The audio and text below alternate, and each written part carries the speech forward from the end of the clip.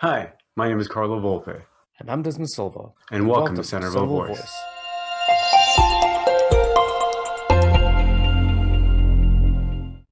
Hey, everybody, welcome to Centerville Voice. My good friend Desmond and I. How are you, Desmond? Okay, but you, Carlo?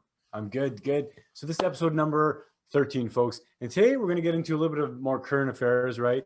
The biggest thing that's kind of we've seen, or first of all, thank you everybody for listening. Thank you for watching. Thank you for subscribing. Don't forget to hit the subscription notification, and the bell, and you will be notified every episode.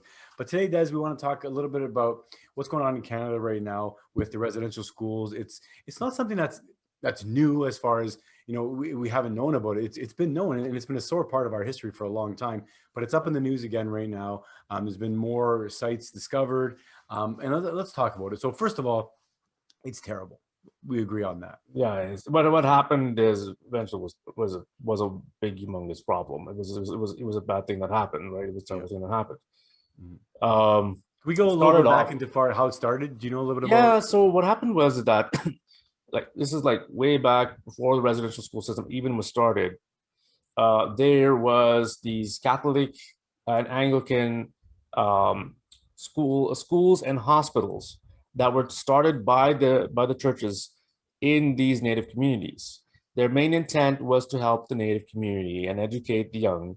Of course, if the children went to these schools, the nuns and priests would teach them about Jesus, which is kind of expected out of nuns and priests. What do you expect? That's what they do. Yep. But then at the end of the day, the kids went back home and their parents would teach them whatever they wanted, right? Okay.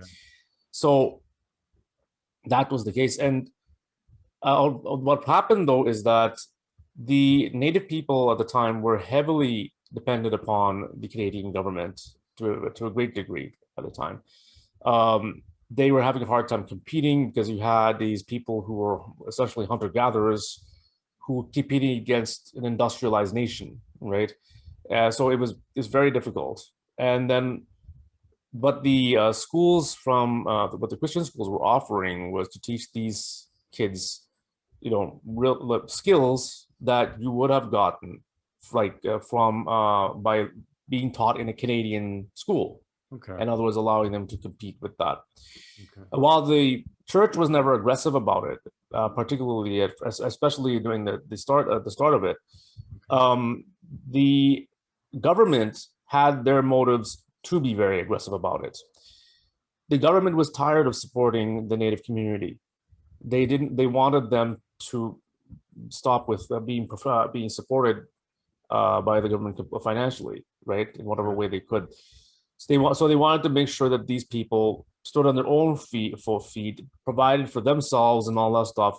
Essentially, because if they weren't going to assimilate into Canadian Canadian society, if you're going to be your own nation, okay, then take care of yourself type of scenario. So the intent was to assimilate through the Yeah. European way, I guess, or So the what new happened Canadian was way. though is that somewhere down the line, so these they discussed this with the Native community and with the churches, and everyone thought this was a good idea. What the idea was just to take the children and have them trained in in Western with Western education, Okay. industrial age type education, Sure. right? I can see how theoretically that sounds good. Yeah. So it sound so and then and for the even for the parents, they thought, okay, this was a good idea. The chiefs thought it was a good idea. The church thought it was a good idea, and so they had the church. They brought the church in to teach the kids, right, with the priests and nuns. And but the thing is, then the government decided to use a very old British system of teaching, boarding schools. So the boarding schools, now this is nothing new. Boarding schools were all over the British Empire. You had them in Britain, you had them in Sri Lanka, in India, in any type of British colony that was there, they had boarding schools. The natives never heard of boarding schools ever before in their life. These are the people who lived in longhouses and teepees and stuff like that, and they went outside and they never stayed in a most of especially the kids never stayed for too long inside of a building, right? Of course, it's not that they didn't have housing; they had housing of their own type, but being stuck inside for them was not something that was normal. It was not something normal to their culture. So then what happened is, and then on top of that, the Canadian government decided to create a very aggressive policy to assimilate the Native community into Canadian society. And of course, this brought more incentive from the Canadian government due to the fact that if they were able to assimilate these people into Canadian society, then they start working under the Canadian government, and the Canadian government can start taxing them. So if they start being taxed, then that's... Must have been a big culture shock in many ways, and everything was different for them. Oh, it was definitely a big culture shock for them. I mean, then the biggest problem was that the Native people's culture, and the Native people didn't understand Western culture. The Western people, and the Canadians didn't understand Native culture. There's a tradition, and with some of the Native, with some of the First Nations, is that when you so that you would braid when you're growing your hair, you don't cut your hair, you braid your hair, right? But the braids represent is your closeness to a particular relative, okay? And the only time that you would cut off your braids is when you would have someone in the family die, and it is a sign of mourning. Okay. The closer the cut to the scalp, the closer the connection to the person that had died. And what happened is that when now I will get into that a little bit further on, but going back to what happened with the Canadian government, so they created this policy that was then to aggressively assimilate Native children into Canadian society. Of course, the whole benefit to the Canadian government is that if they end up living under the Canadian government, they can be taxed, right? Sure. So there's a financial benefit to the Canadian government doing that. And on top of that, if they can get them to think like the Canadian government wants them to think, particularly the party in power would be able to get them to vote for them for generations. This is the same. Now, yeah. So now I want to add in there as well. So during the time of the residential schools, it has been known, but it's also been resurfaced now that there's been a lot of either abuse, that happened. Yep. A lot of unexplained unexplained deaths, probably some wrongful deaths, many wrongful deaths. And so there's a lot of pain involved with that, right? So I want to talk about that for a second. The fact that how do we? I mean, I know this isn't the show that we do talk about that stuff, but as a nation, we do have to we have to accept it, right? We have to own up to it. That which it happened. We have, I think, as a past. The problem is that every generation gets reminded of this, and the 18-year-olds aren't reminded that the 35-year-olds, the government, what I'm saying 20 years ago did speak about this. So what is it? President Harper did talk about this, right? I think Prime Minister Harper talked about this. I think a lot of other prime ministers did as well. Prime Minister Harper was during his term as prime minister, in his tenure, that the last residential school was finally closed, and the Canadian government finally gave a formal apology to the Native community for the atrocities done during the residential schools. So it's not that an apology was never given; it was just that it was given a few years back. Yes. So so there are a lot of people these days who may not remember, especially if you're younger, that happened, but it did happen, right? So, and it's not that a lot of Canadians are not sympathetic towards the Native people. As far from it, a lot of people are sympathetic towards the Native community, and they've been teaching about residential schools as far as I can remember. I remember we learned about it in high school, right? So and how wrong they were. We were told how bad they were. Yeah, they were told even back in the 90s how wrong they were. And a lot of the problem is you get a lot of people who are thinking that, oh, this is not taught. This is not. Oh, it was taught. Yeah. It's just that these days people are just want to forget about what was taught back then. Exactly, and that almost lines up perfectly with the idea of this just short memory, right? We have a short, even the government has a short memory. Like Trudeau, Yeah. it's himself is acting in ways where you wouldn't think that his dad knew everything about this. His dad knew very well about this, Yeah. right? His dad had issues and policies and bills that were against the Native communities or regarding the Native communities in the past. So like, it's just I think it's so disingenuous when a politician stands up there and goes, we need to recognize this. Meanwhile, we've been recognized, or the country should have been recognizing it for 50 years, right? So even the politicians make it sound like it's brand new, and that I think is dangerous. Like when somebody like Trudeau makes it sound like, oh yes, guys, now let's focus on this. We should always be focusing on this. And where's the clean water? And where's all the other issues that Native issues? He's the one that spoke on Native issues during his election campaigns. Him and other liberals, and where's his work on it? Because it's all valid. It needs to be done, right? Yep. And the thing is, yeah, like I think they said that there's one person who I encountered who is of Native descent, and who's a First Nations person, and they had stated that it was not until 1978 that they were legally allowed to pray and celebrate their religious rites. Really? Yeah. Oh my God, I had no idea. So it was pretty bad. Like both of us were babies when that happened. Like, we were born in 78, right? 78, like, right. And that's one of the things. Like, it always makes me, every time I think of the issues that we're having, or the Native issues, not that we're having, the issues that Natives are having or Canadians are having as a whole. I'm often reminded that I grew up in a place, Northern Ontario, right? So it's reminded, Sault Ste. Marie, basically in the middle of right beside two Native reserves, right?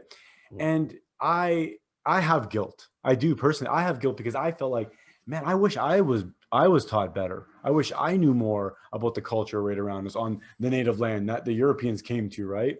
Mm-hmm. And I'm slowly learning more and more as I get older, but still not enough, And I, as a country, it's like, I think what I guess I'm trying to say is I'm not alone. I know a lot of Canadians who feel this great this great gratitude towards our country and towards the Native people. But like, how do we do it? Like, how do we get the message out? It has to be taught properly. Like, I mean, one thing they should, we are in their land. Let's be honest. This 100%. Was originally native land. And yes, the Europeans fought and won the land from through war. And the thing is, if they, unfortunately, here's the thing though, if we want to go around saying that the natives are the only victims, then we can blame the Iroquois as well for the destruction of several other First Nations communities that including the Hurons and Hurons, Eries. I think there was one game with a C. I forgot what it was, but that's a good point. There was not complete peace. Let's be honest. No. Yeah, I mean, it wasn't the Beaver Wars idea. No, it wasn't just one tribe either. Many. It was the Beaver Wars were there, and I mean, the Native First Nations, they all competed for resources, and they all fought amongst each other. They had wars, and they call them the First Nations, not First Nation. That's right. For a reason. Is because they're not one nation. Mm-hmm. They're multiple people. Yeah. We in this land that we call Canada right now, in the land down south they call United States.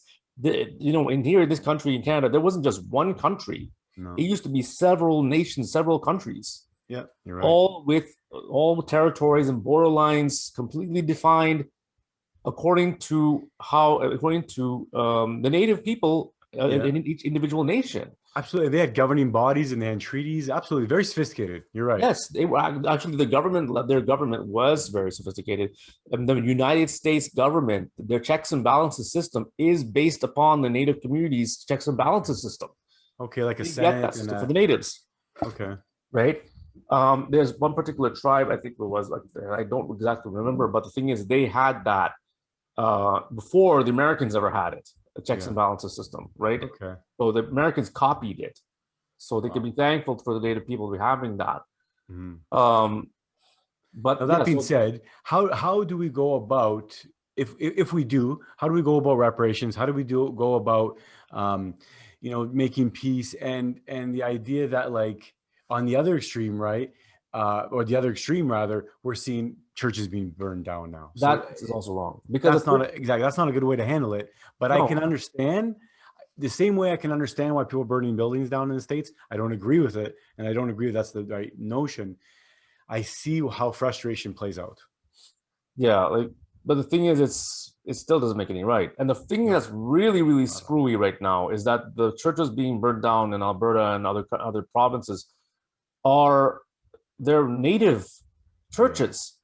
They're Catholic churches, but but the parishioners are of they're First Nations peoples. That happen to be Catholic by faith. Yeah, that is a touchy subject, because native.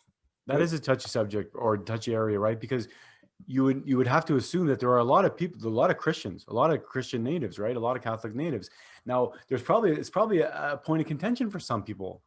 Would they not have converted if they weren't residential schools? If you know what I mean?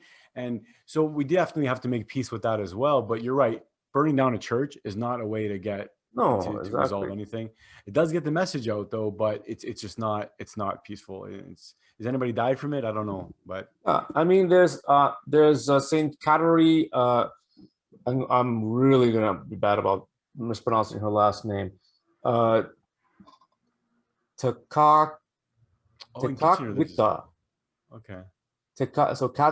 Katari Tekakwitha, or Saint Katari, I guess for short, we could say, or Katari. She is the first native or First Nations Catholic saint that and she's been known about, and actually there is a statue of her at Midlands Church in Midland, at the Martyrs Shrine in Midlands, Ontario. Really? I've been there several times, and her story is taught in many Catholic books of saints. Well, I think there may be a school in Kitchener named after her. I'm not sure. I have to look into that. So there was a Catholic community that was carved out in amongst the native community. These were started by the Jesuits. Now, the Jesuit order they were the pioneering missionaries of the church. They're the ones who would go out and try to convert people to their Christian faith, particularly Catholicism. Okay. Now, the difference between them is that they had, because of the fact that they would go out of Europe and they would go to various parts of Africa, South Asia, South America, and North America. Mm-hmm. What happened is they gained a lot of experience with people who were non-European, right? Sure. And because of that, they learned more about these people. They treated these people as equals. And their point, they would never go around forcing these people to believe what they believed. Okay. They would preach very fervently, sure, right? They'd be out there on a hill, with a Bible waving and preaching about God, right? In front of a whole, and basically trying to get people's attention like that, right? Yeah. They would never ever harm anyone though. And as a matter of fact, when it came to the residential schools, they saw the problem of this residential schools long before the main order of priests of the Catholic Church ever noticed. Because in the Catholic Church, there are various different orders of priests. Yeah. You have the main order. It was called either the OSI order. They're the main order that's there, and the main branch of the church. Then you have various orders within the church, such as the Jesuits. Then there are even the nuns. They have various. They have also the Franciscan friars. That they were another order that was there. You have among nuns you have the Sisters of Charity, started by Mother Teresa, right? Okay. And there were many others that were there. They were started by St. Francis, were started by St. Anthony. There were others that were started by there were various different saints that were there, right? Yeah. Even there was another order of nuns started by a close friend of St. Francis, right? So, and she started that convent along with when St. Francis started his order of monks. Mm-hmm. But anyways, the Jesuits, they when they saw this happening, they said they want nothing to do with the residential school system. Okay. They warned against it. Unfortunately, there with the OSI priests and the Jesuit priests, sometimes they would come to disagreements. Okay. And there would be huge debates, huge arguments. There is a movie called, I think it was called The Mission, I believe, that basically shows what the Jesuit priests were like and what they faced when having to deal with conflicts within the church, particularly when having to deal with native peoples of the Americas, right?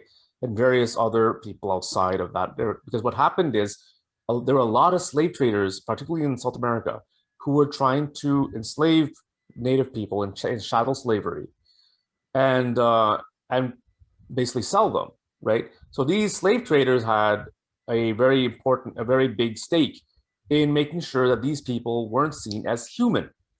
Okay. So, but the Jesuits, they went to these people and they treated them like independent nations and what they did, they just wanted to preach Jesus to them. That's it. Yeah. Right. So, when what happened is eventually, I think it was either Spain or Portugal, one of the two, were trying to get a control of one section of land in in South America. This area had gained protection by the church. These people gained protection by the church because of the Jesuits. Okay. And so the slave traders couldn't get in there. So the slave traders basically they snuck into positions of power in the government. And what they did was they would argue that these people had no souls. And what the Jesuits tried to do to appeal to the cardinals and the popes and the bishops or whatever, particularly to the local bishops, right? To appeal to them, what they did, they would teach these people hymns, Catholic hymns. And there was in the movie, there's this one little boy with a beautiful voice who sings Ave Maria, right? And to basically so that if he hears this, he'll feel like, okay, yes, these children have God in them and they are good. They have a soul. That means they are intelligent and they're not savages. To prove that they're people, right? That's the only way that they could actually do that, because this was a philosophical debate, right? Yeah. So and there was one guy who was actually a former slave trader, and he had joined the Jesuits after repenting, and he was really, really pissed off at his former associate, who was trying to still enslave these people, right? While he had turned over a new leaf. While the other Jesuit priests, who were really like Jesuit priests, would not take to violence. Yeah. He would fight, and the priest that had converted him was like a real quiet, saintly man, and he argued that these people had souls. So it seems like the Jesuits have been champions of freedom or independence. It seems like they have always been priests of good intentions, right? Yeah, that's good. That's good. So there always have been others that were there, though. And unfortunately, what happened though is that the ones that and it's when the thing is that the OSI branch unfortunately would get involved with politics. Yeah. And what happened is with the residential schools again is that you had the OSI branch of the church or the order of priests that were basically being brought in by the government. They again got duped by the government in this case, because what happened is the bishops were convinced by the government of Portugal and Spain, or whatever the case was, that these people were not human, but they had no souls. And that led them to say, okay, we give you permission to go into these lands, right? And so when they did that, the Jesuits went back into those areas and started preparing the people to defend themselves. While the main Jesuit priests, they went into the church and started saying mass, and they went off and they would hold a procession in whatever peaceful manner, Yeah. while gunshots are flying, some of the priests would get shot, Yeah. and then Oh yeah. the native people would take up the cross. Yeah. So there were people There were actually devout, yeah, many devout Christians, many devout Catholics then, right? yeah, there In were the many native devout communities. Catholics at the time. So I have a question though now. So when we're talking about these churches being burned right now, because I want to jump it up to today, what's going on? Because Yep. first of all, who's burning them down? I don't think local people are going to be burning these down. I don't think people Not. that go to these churches are going to be burning them down. So it's probably not going to be native people either that are burning these down. I mean, I don't want to make an assumption, but who's burning these churches down? From the Is it the pictures people? and the videos, it seems the people who are doing it are, well, Caucasian. So like It's Antifa? strange. Or I mean, it seemed like people that were doing the rioting during Black Lives Matter, not protesting, but the rioting, were also Caucasian, and they also looked like they Yes. were dressed up in like military, paramilitary type garb. And I wonder if that's who the people are that are doing this as well. I mean, it's just a gross assumption, but The thing is that this seems highly political more than anything of else. course, And as with anything that, I mean, just look at the United States during the yeah, elections. What do they do with the Afro community? They come in February. They try to pander to them. They try to get the vote, and then they forget about them for the rest of what the election's done. That's it. Where's the Afro community after that? yeah, Nobody cares about them. No politicians talking about them, right? yeah. So It's crazy. the only time that they're interested in them is when they want votes. They don't care. Same thing comes with the native community. And these communities, these minority communities, are being used as pawns Yeah, in a political struggle that is primarily amongst the people who are in power at the time. Now, exactly. these days, like if you go back 50 years ago, that would have been primarily Caucasian, but these days it's primarily mixed, right? So it doesn't really Yeah, matter. It's just people who are greedy for power. yeah, exactly. And so it's like you said, political using it's. I don't know if we can all tie this all together, but is this the kind of thing that's going on? We've been saying for states, for months in the states, where divide and conquer. If everybody gets divided and fighting amongst each other, and then they look for a solution, and the solution is socialism, communism. Like, is this one of those things where like It seems as like it does.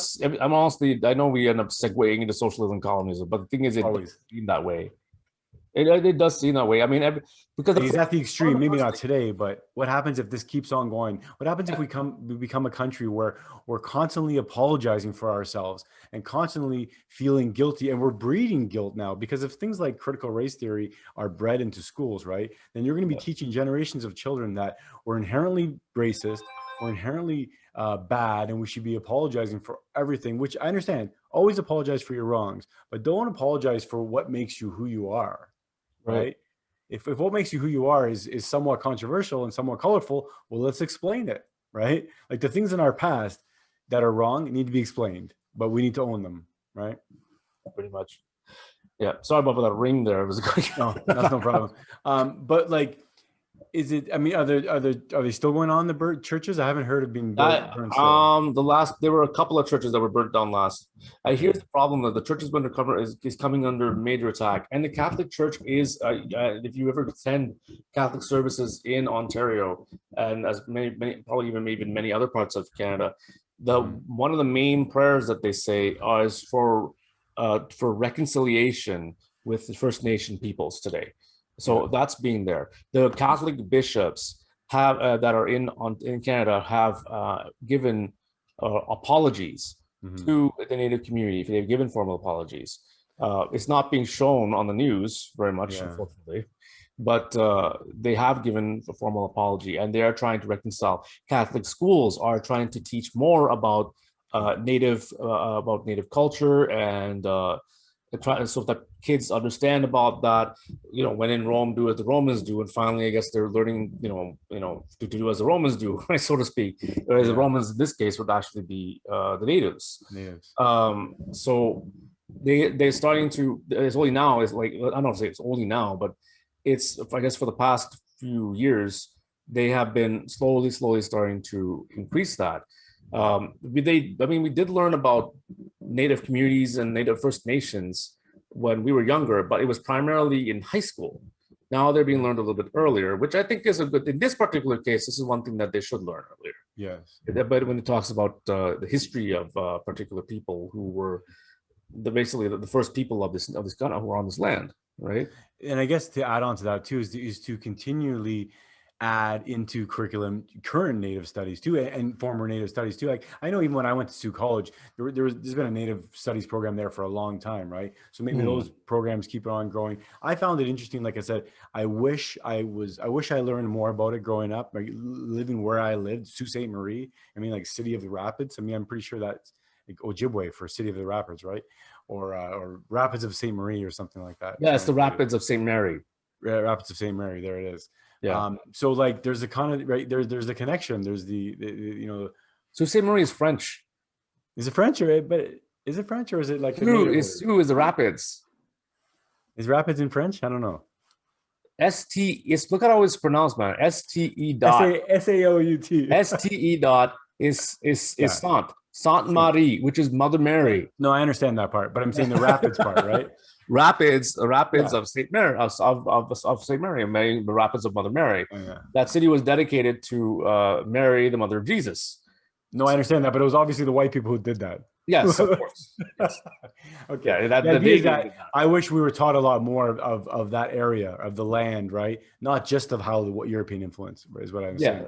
And that goes along with it, right? Like, but I have a question though. The Pope has been under some fire, right? Because he hasn't officially apologized. What do you think on that? What do you think? Do you think it's his place to really didn't do anything in the cases? That's the thing. The Pope himself never really did anything.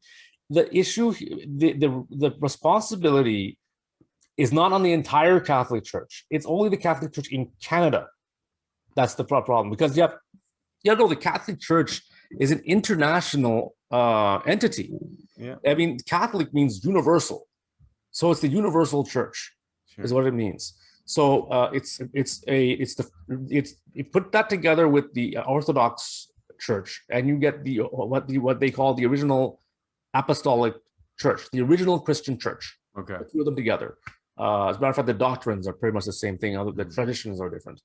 Yeah. But it's worldwide, and then so the thing is, while they were doing while they were doing, because the priests in Canada may have been helping with something that went terribly wrong here. The priests that were down in like South America were probably trying to do something that was really good. No, for sure. The point of contention is the head of the church. Should the head of the church speak on this? The head of the church, I don't think the head of the church was responsible, because he's not the one to make tweet. Maybe not responsible, but is he responsible for a response at least? I think that he should have been as the spokesperson. The church, the Pope at the time should have called it out. If he had known about it, at least if he had known about what's going on, I don't know if he knew about it. Has the church called out the other issues of the abuses over the years? Yes. Oh yeah. The popes have come clean on that. They've called it out and all that stuff.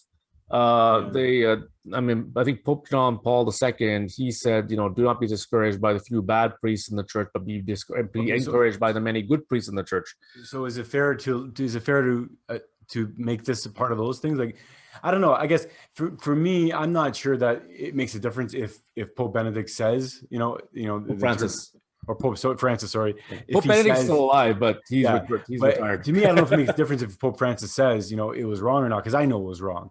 But for some people, it may make it a lot better if the actual head of the church says it. Could you understand? Yeah, I know that they would say that. It's just a matter of, I guess the church in the Vatican, I guess they don't feel that they themselves are responsible. Though I do think that they should address it. At least that makes sense, and that's how I feel too. Yeah, even if he's not necessarily going to say mea culpa, but he's going to say I'm sorry for the atrocities that happened. Yeah, right. That's the thing. Yes, it should be addressed. I do believe it should be addressed. Yeah. So it's up to now. It's as the thing is though, they're going to have to try and understand that the Catholic Church moves at a very slow pace. Oh, it's literally like millennial. Very slow pace. So if they're expecting and the current generation is like now. I want now. No, it doesn't work. Well, and there's so much so that they forget the history, right? Circle back to the beginning, is that there's so much about the now. Instagram wasn't around when Harper said, No. I'm sorry, right? Yeah. You know, Facebook wasn't around. So yeah, I mean, YouTube wasn't around. Everything's now about instant gratification, right? Mhm. You can get whatever you want at just say, I want this, and YouTube will give it to you.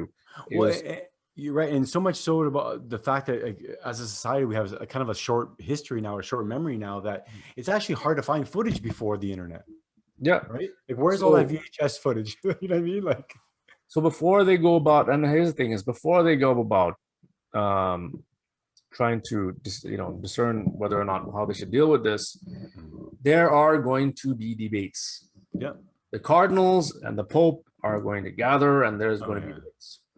There's going to be a lot of people talking, deciding whether or not what they should say and whether or not they should say it at all. at all, because the church is the type, they're filled with people who ponder on things for a very, very long time.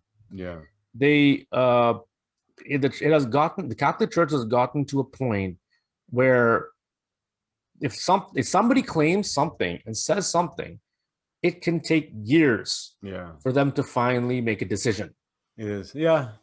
So, and it's about their tendencies towards patience and doing things slowly and thoroughly, thinking through every single possible outcome and all that stuff.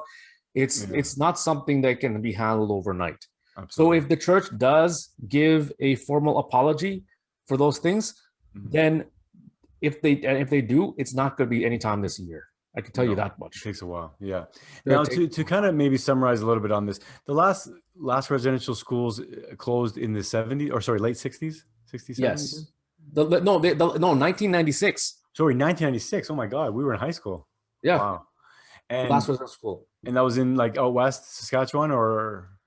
It was out in, it was out west. Yeah. We can put it up where the last one was out. And like I said, like there are people that we know, our friends and family that have been through the residential system, that are grandchildren of the residential system, you know, that they're even their parents. Yeah. So I just want to say that my heart goes out to every single Canadian and American, because I'm sure things like this went on in the States too, right? It went on through wherever, you know, the colonies were, wherever the religion was, you know, and it wasn't the religion's fault, but it's what states do in the name of religion oftentimes. I understand that as well.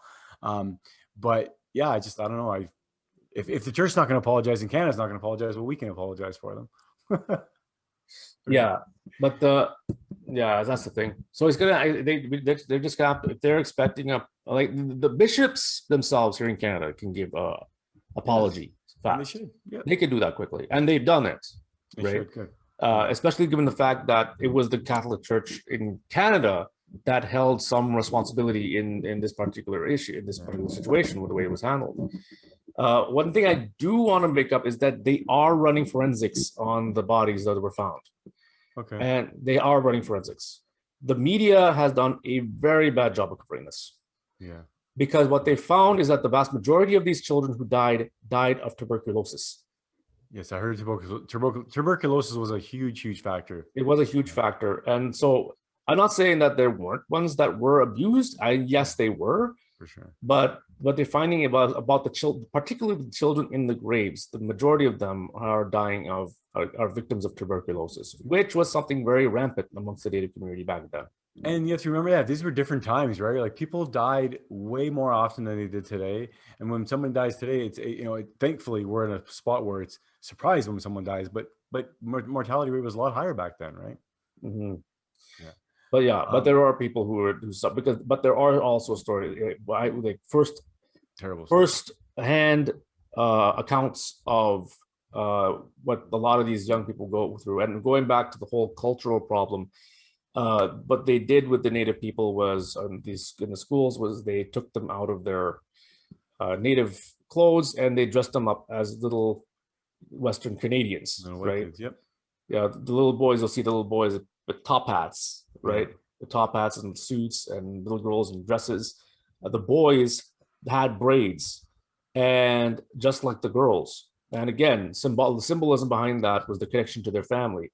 If you cut the braid, it's a sign of mourning. The closer the cut to the scalp, the closer the relative. So you had these boys who, and there's one account of one boy and just like the others, they were getting their braids cut right up to the scalp.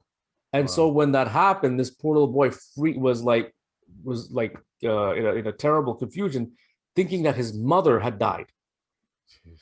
So because that's their cultural belief. That's exactly, and that's how important culture is. Like it breaks my heart to think that that was forced upon. And yeah, because they didn't, the priests and nuns didn't know that, right? No. First of all, they didn't know that. Well, that's the problem with trying to, that's the problem with trying to assimilate anybody, right? What? That's the problem with trying to impose your culture or your belief or your ideology really on anybody. Yeah, anytime anything is forced. And if you look at even the teaching of the church, if you look at the Bible, the way that Jesus handled it, Jesus never forced anyone to do anything. Well, if you think about it, the most persuasive arguments I've ever had in my life were not under force, were not under duress, was under just absolute philosophical discussion where I saw something, I heard something, or I saw the love in someone's voice or in the message. Those are the most persuasive ones. And that makes me think too, oftentimes, where I think of, times in history where I picture, swords going through and slaughtering people and converting them into religions. I'm like, the most successful conversions have had to have been done through peace and love. They've had to have been done. Yeah, the most successful ones were never by the sword. Of course. Because I mean, there were scenarios where you would have European versus European, like Protestant versus Catholic and Catholic versus Protestant, where one would go to the other and put a sword up to their head and says, convert a soldier. Mostly not a priest, but a soldier would come and say, convert now. And what conversion are you really? Not much. And if they didn't convert, they cut off their head or they killed them, right? Yeah. Right then and there. It's like, you can't do that. No. And the problem is there are people today who still believe you can do that. Absolutely. And that's the message, if we can sum it up today, is change through love, right? It really is the only way. Any message you give or any kind of change is going to be through thought, through words, and that's why, free speech is so important. We always harp on that as well, right? Yeah, pretty much. Awesome, bud. I think we did a good job.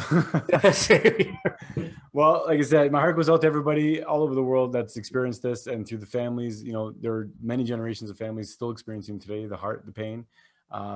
But thanks everybody for listening. Thanks, Des, for your time. Yep. And to all the Native communities out there, we hope that everything goes well with you all. All of Canada, I know, shares your heartbreak and what you've gone through right now with the current generations, at least. I know nobody today can make up for what happened back then, and unfortunately, no one can. What's done is done. The only thing we can do is to seek reconciliation. That's what it is be able to reconcile with each other and be able to move on from there. That's all we can do right now. Exactly. And never forget. That's right. And start learning about each other. That's what it is. So stop start teaching people about other people's cultures, and especially we do need to learn about the First Nation cultures, being the people who were here before anyone else. So yeah, we should learn about their culture. So yeah. Awesome. Well, thanks so much, my friend. Have a good day, everybody. Have a great night. Thanks for your likes, subscribes, and your shares and everything. Yeah, have a good day. Take care. See you guys in the next video. See ya. Thanks for joining in and watching Centerville Voice. Remember to like, comment, share, and subscribe. If you are seeing this on YouTube, make sure you click on the notifications bell so you get notified when we upload new videos, which we release every Friday. Sharing and liking our videos helps promote the channel, and sharing episodes like these helps get the word out so that more people will get to see our videos. If you like what you see and or hear, please consider becoming one of our Patreon supporters. 10% of all Patreon supporter donations we receive goes to our charity of the year. You can visit us at centervillevoice.com to learn more and engage with us on one of our social media pages. Thanks for your support, and we will see you again in our next video or podcast.